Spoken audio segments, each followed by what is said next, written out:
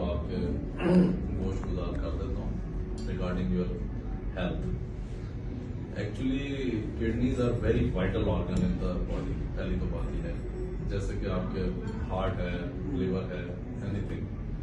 अल्लाह ताला blessed us with a lot of blessings. Actually, nothing is less important to other things. I think so कि आप किसी भी चीज का इहाता करेंगे ना तो अल्लाह ताला ने हमें बहुत ब्लेसिंग से नवाजा हुआ है और everything has a song function. अच्छा, किडनी जो है ना वो एक्चुअली इन अदर वर्ड्स ये एक ना सेवरेज सिस्टम ऑफ बॉडी भी है। एक्चुअली आपके बॉडी के फिल्टर करता है ब्लड को, ठीक है जी, और आपके बहुत सारी चीजों को बैलेंस करता है, जिसमें कि पानी है, नमकियात हैं, एसिड बेसिस हैं, ये इनको एक्चुअली बैलेंस करना है। इसका हीमोस्टेसिस काम होता है। फिर उसका एंड रिजल्ट जो होता है ना वो यूरिन फॉर्मेशन होता है। तो ये तो है किडनी का फंक्शन। अच्छा, किडनी तो बना देता है यूरिन, तो बस निकलेगा कैसे? फॉर्मेशन हो गई, फिर निकलना भी एक अल्लाह ताला की तरफ से एक आपको एक बहुत बड़ी ब्लेसिंग है कि वो किडनी से होता हुआ ब्लैडर में स्टे करता हुआ यूरिथ्रा के थ्रू बाहर निकल जाता है।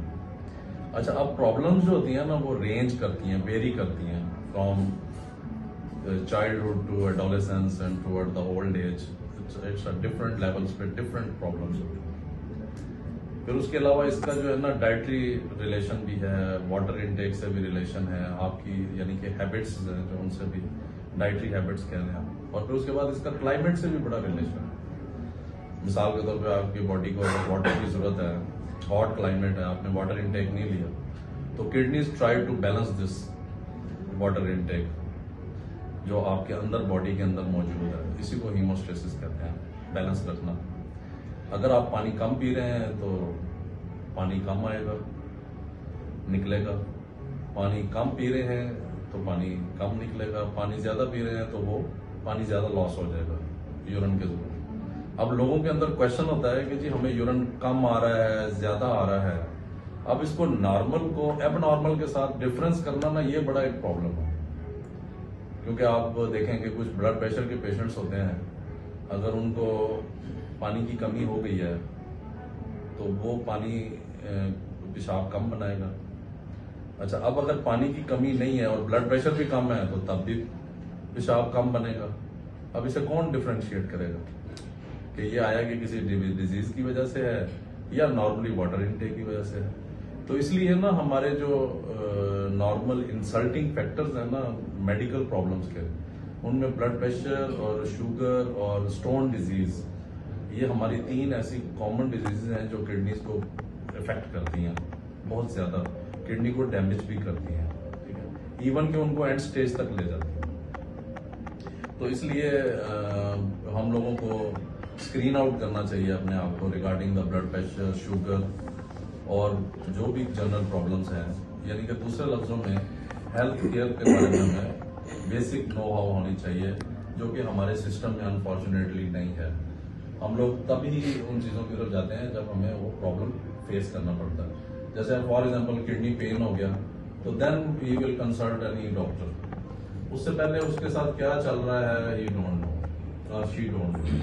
तो इसलिए आप देखें कि मेडिकली डायबिटीज और हाइपरटेंशन और उसके बाद stone disease, this is the most common in our area, ठीक है जी। ये all these effects the kidneys, और किडनी को जब डैमेज करते हैं तो डेफिनेटली मैंने जैसे आपको बताया कि किडनी का काम है यूरिन फॉर्मेशन, तो वो उसके यूरिन फॉर्मेशन के ऊपर इफेक्ट करता है, जिससे यूरिन कम बनता है या उसके साथ और अदर अलामात भी आ जाती हैं। तो अब जब यूरिन एक्सपेल होता है या निकलता है या ड्रेनेज होती है तो वो एक्चुअली यूरेटर के थ्रू ब्लैडर में आता है, ब्लैडर में इकट्ठा होता है और फिर वहां से वो बाहर निकलता है।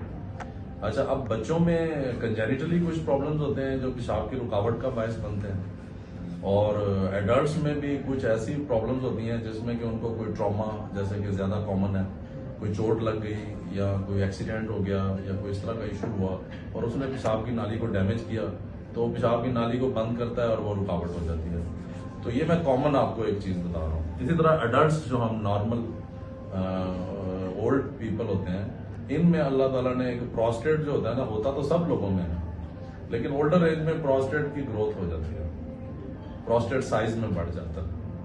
अच्छा, यहाँ पे एक इशू है, वेरी इंटरेस्टिंग क्वेश्चन जो कि हमारी कम्युनिटी में है जी। मेरा प्रोस्टेट बढ़ गया है तो ये बीमारी है। मैं आपको बड़ा एक इम्पॉर्टेंट मैसेज दे रहा हूं कि every enlarge prostate is not pathological, या ये प्रॉब्लम नहीं करता अनटिल अनलेस कि उसकी वजह से आपको कोई प्रॉब्लम सफर ना कर रहे हो। जैसे मिसाल के तौर पे आप ओल्ड एज में हैं, प्रोस्टेट बढ़ गया और उसने पेशाब की रुकावट की, तो तब प्रोस्टेट प्रॉब्लम कर रहा है। अगर प्रोस्ट बढ़ गया है प्रोस्टेट साइज में और पेशाब की रुकावट नहीं कर रहा तो नथिंग रॉन्ग, ठीक है ना। ये एक तो ये चीज है। दूसरी चीज ये है कि जो हम लोग प्रोस्टेट का असेसमेंट करते हैं कि जी आपको प्रॉब्लम है कि नहीं है, तो वो उसके ना कुछ एक प्रॉब्लम्स नॉर्मली होती हैं, जैसे कि पेशाब का रुक रुक के आना, पेशाब करने में दिक्कत होना, पेशाब की धार का प्रेशर कम होना, या पेशाब करने के बाद महसूस होना जैसे मसाना खाली नहीं हो रहा, या रात को बार बार पेशाब के लिए उठना, ठीक है सर। तो वो किसी हद तक हम रिलेट करते हैं प्रोस्टेट के साथ, but not every patient for prostate, क्योंकि ये अलामात उसको किसी और प्रॉब्लम की वजह से भी हो सकती है। जैसे फॉर एग्जांपल अगर सिंपल मसाने का वरम हो गया तो ये प्रॉब्लम्स हो सकते हैं। अब अगर ओल्ड एज में हो गया है तो वो कंफ्यूज हो जाता है कि ये प्रोस्टेट हो गया, तो इसलिए